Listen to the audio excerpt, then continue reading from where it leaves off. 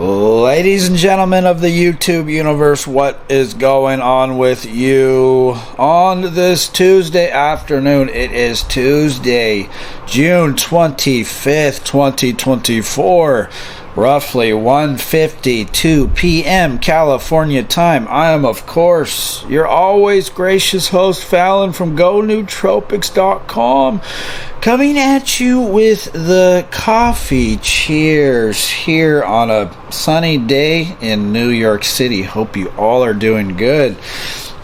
Shout out to all you guys who still roll through. Check these videos out.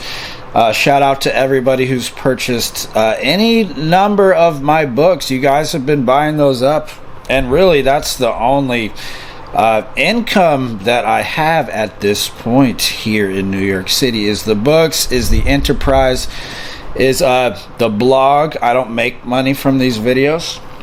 And yes, I have been on the hunt, ladies and gentlemen, for a job here in the city, you know, something halfway decent. I wasn't expecting really much, you know, coming over here with the resume that I got, not really expecting much opportunity here in the way of jobs.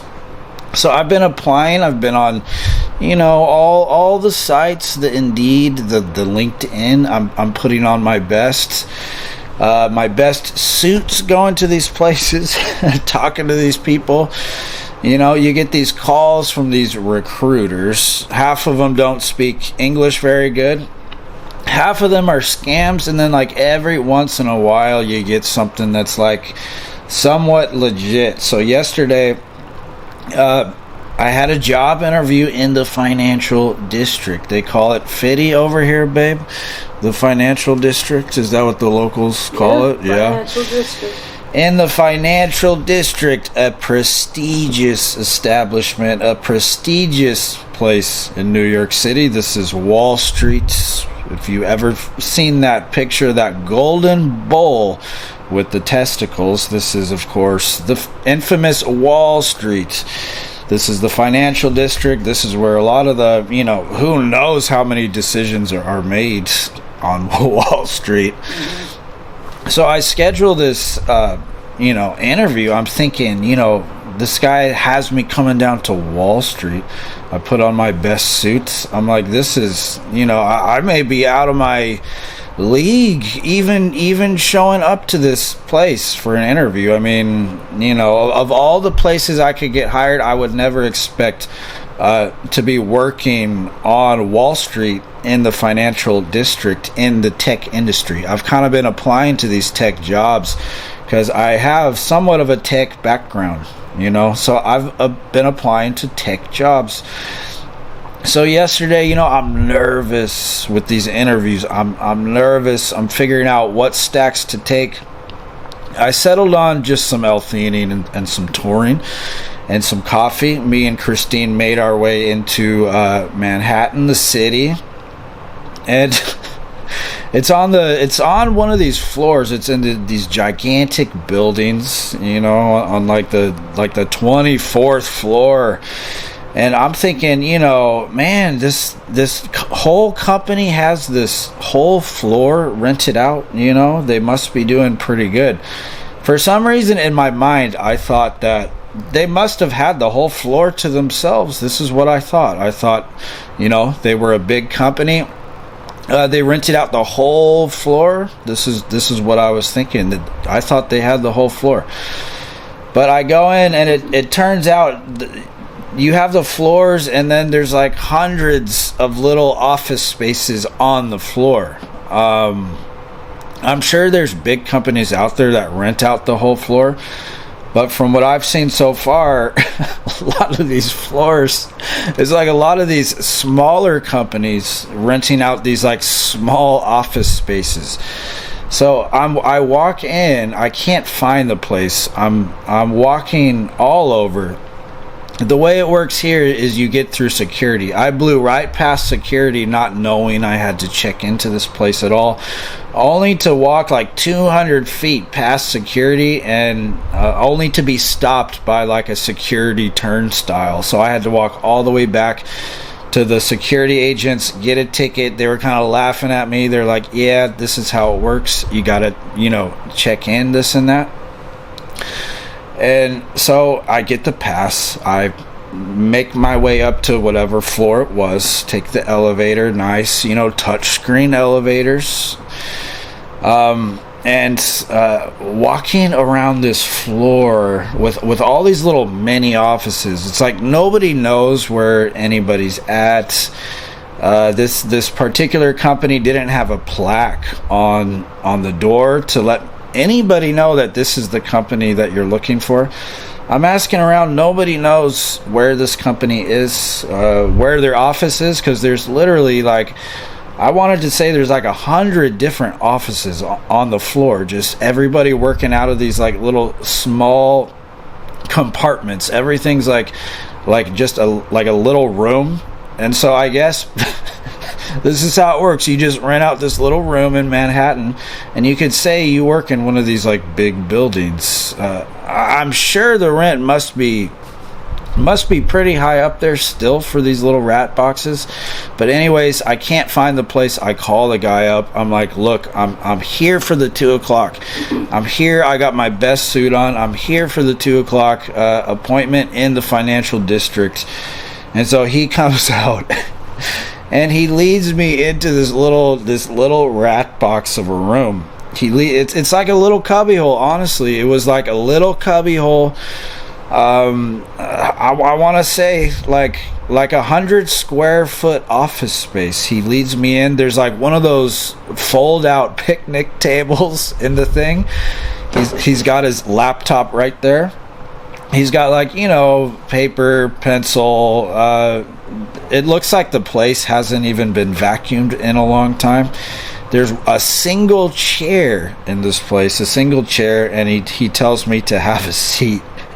And I look over and this guy, he must be 33 years old, a little bit younger than me, but young guy, I think a little bit younger than me. And I look over at the table. He's got rolling papers. He's got his grinder on there. And you could immediately smell that quintessential smell of the Weedle as you walk into this little rat box. And, my reality of what Manhattan was, what these offices were, just completely crumbled as soon as I walked into that little kind of hole in the wall office. As soon as I saw the weed, the grinder, the rolling papers, as soon as I met this guy who for all intents and purposes is a nice guy, chill guy. I mean, of course he's smoking cannabis on Wall Street. So he's telling me about this job, and I'm trying to kind of piece things together in my head, because I'm thinking this is going to be a prestigious company or a prestigious business, this or that. The job does not pay, it pays okay, but by no means could anybody rent their own apartment based on the pay I would get from this company, at least here in the city. This is a common thing. New Yorkers, they're struggling with rent right now. I mean, everybody's struggling with rent, but in particular, even people making six figures here in the city, from what I've gathered, from what I've seen, a lot of these low six-figure earners have roommates. They got roommates, or they're living way out in Queens, or a lot of people live in Brooklyn, they live in Queens, or something like that. They commute into the city, they make six figures. And maybe they've got a little small apartment in Brooklyn or in the Queens. But even these six-figure guys are struggling in the city right now. So I'm talking to this guy. He's telling me about the company, this and that, what they do, and he's kind of a put together guy, even though his eyes are glazed. But he seems mentally sharp. He seemed like he was mentally there. If I smoke cannabis, I'm done, dude. Like, all brain function ceases to exist if I partake in cannabis. Some of that goes away when you develop tolerance, but for me, like, the day is done. Like, if I took a bong rip right now, the day is done. Like, forget about doing videos, forget about writing books, forget about, propelling your life forward. If I took a bong rip right now, just forget it. So he's explaining the company. He's like, I'll take you over to the main office. This is like a tech support role, which I'm thinking, level 2 tech support. I'm thinking I've got, maybe my own office. I don't know. Maybe my own place that I could kind of hang out, a little office or something, with like a headset, tech support type stuff, fielding calls, maybe, going on site, helping people with printers, this and that, computer problems. But he takes me, he's like, I'll take you over to our main office. He calls it his main office. He takes me over there, and it's another kind of like rat hole box on the same floor with like 15 guys, just all sales guys. All sales guys with headsets, computers, everybody's screaming, everybody's talking, like that Wolf of Wall Street movie.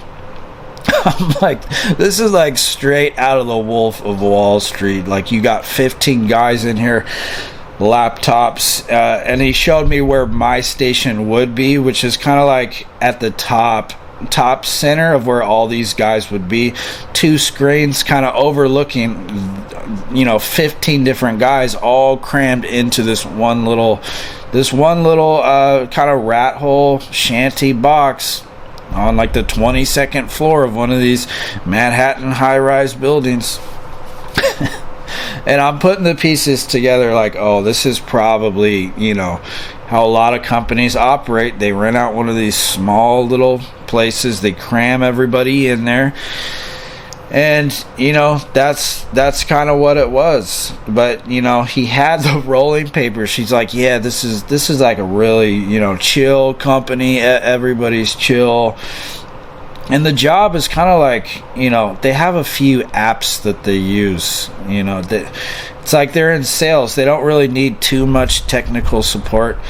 But he did say, like, oh, yeah, there's room for growth. They'll fly you out to Miami to train you, And we got along really good, me and this, he must have been 32 years old. So I left the job interview kind of feeling a little disillusioned with how business is done in the city. It's like, looks can be deceiving. You tell somebody you work at Wall Street. Well, what they're not telling you is they're probably crammed into one of these little like rat hole boxes on the 22nd floor of one of these high rises. And it's not as glamorous as you think it would be. It's like these floors are just, there's 100 little rat hole boxes. Probably the guy pays $10,000 a month to rent out this little rat hole office space. He crams everybody in there. You can't afford for everybody to have their own office in the city.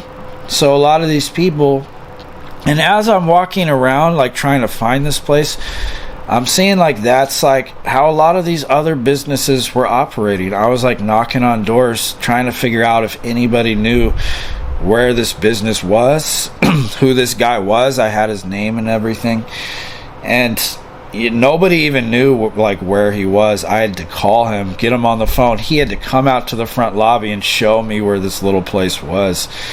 And like walking around, it's like, yeah, that's how everybody else was kind of doing business. Like a bunch of people crammed into like this little office, and that's what it was. So I left in my suit, almost feeling like a clown, because this guy was like, kind of wearing a t-shirt, jeans. And here I am in a suit thinking I'm going to the prestigious financial district, the prestigious Wall Street of New York City, the infamous Wall Street. Put on a nice suit, only to find out that, it's a lot of, at least in my experience so far, a lot of like smoke and mirrors with how these companies are really operating. So yeah, he told me he's been through, a lot of applicants. He likes me. I don't know if he tells everybody that, do these people tell everybody the same thing? He said he'd call me back before Thursday. He'll make a decision, and I'll be making a modest wage being crammed into this room from the hours of 9 to 6 with like 15 to 20 sales guys, everybody talking for hours on end, and maybe that will be my gig. And kind of seeing the landscape, and once again, not wanting to sound spoiled or that I don't want to work, but it's like depressing being crammed into a space like that with people talking all day and no sunlight coming in. It's like these places, like this place didn't even have a window. It's just a room, like 20 guys crammed into the same place, no sunlight coming in, everybody's talking, everybody's on sales calls. And just imagining doing that for a modest wage, for full time, knowing that that money really doesn't get you far in the city, it is a little depressing. It's kind of like why I left California. But maybe it's like this everywhere. I guess I'm just gonna have to saddle up and do something and just take this gig until something better comes along. So we'll see what happens. We'll see what happens. In the meantime, I'll write the books. I got some ideas for new books. You guys seem to like the books. The reviews are pouring in. So once again, thank you for all of you who have purchased books. A lot of you have bought the books. A lot of good reviews pouring in on Amazon. So very grateful for that. Every time I sell a book, it's like a nice little dopamine spike. Certainly more fulfilling than cramming myself into one of these prestigious Wall Street offices with 20 other guys on the phone. So that is the video of the day, ladies and gentlemen. Fallon, GoNootropics.com. As always, thank you for watching. Thank you for subscribing. And I will see you very soon. Peace.